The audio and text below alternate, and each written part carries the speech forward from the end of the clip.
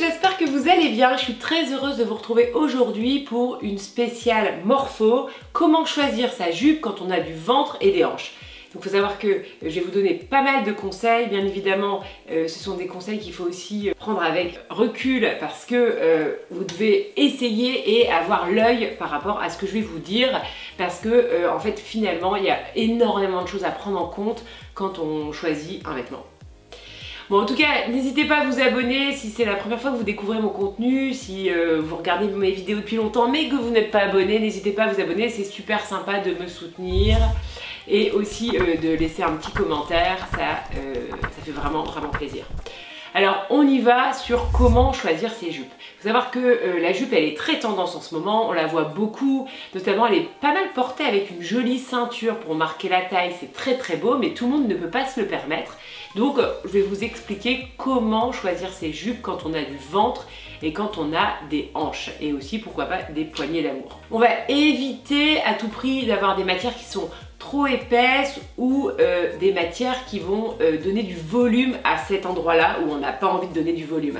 Donc par exemple, on va éviter les jupes avec trop de pinces au niveau du ventre, on va éviter le plissé, hein, parce que là aussi c'est une catastrophe, ça va vraiment donner un volume qu'on n'a pas du tout envie. Donc pitié, on évite la jupe plissée parce que j'en vois beaucoup dans les dressings des femmes que j'accompagne, dans le tri dressing.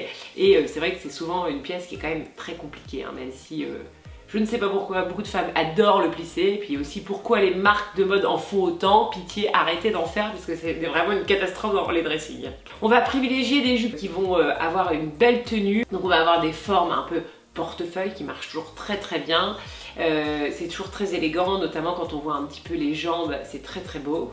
On va avoir les matières dans des matières un petit peu épaisses, comme par exemple le jean, ça marche très bien. La jupe en jean, c'est souvent très beau.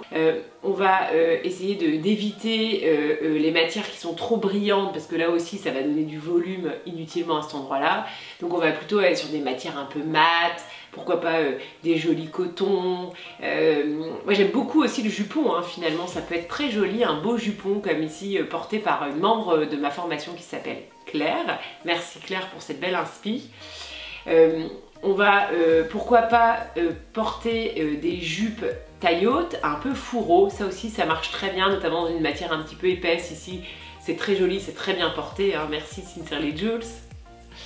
Je précise quand même que malgré des photos fantastiques d'influenceuses que je trouve très inspirantes, comme ici Beau Addict, il faut faire attention parce que les photos peuvent nous influencer dans le mauvais sens du terme, c'est-à-dire que cette jupe droite en satin, c'est quand même pas évident quand on a des formes et elle le porte en tenant un peu la jupe parce que sinon la jupe semblerait un petit peu tristounette, hein, il faut se le dire.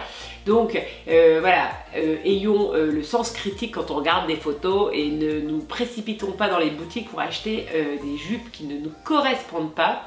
Voilà, j'espère que j'ai évoqué les principaux conseils. Il faut savoir que bien sûr, toute pièce et notamment la jupe ou les robes s'essayent et se regardent avec toute bienveillance dans le miroir en vous disant ok, est-ce que c'est une bonne idée d'avoir ce genre de jupe en fonction de mes points forts physiques.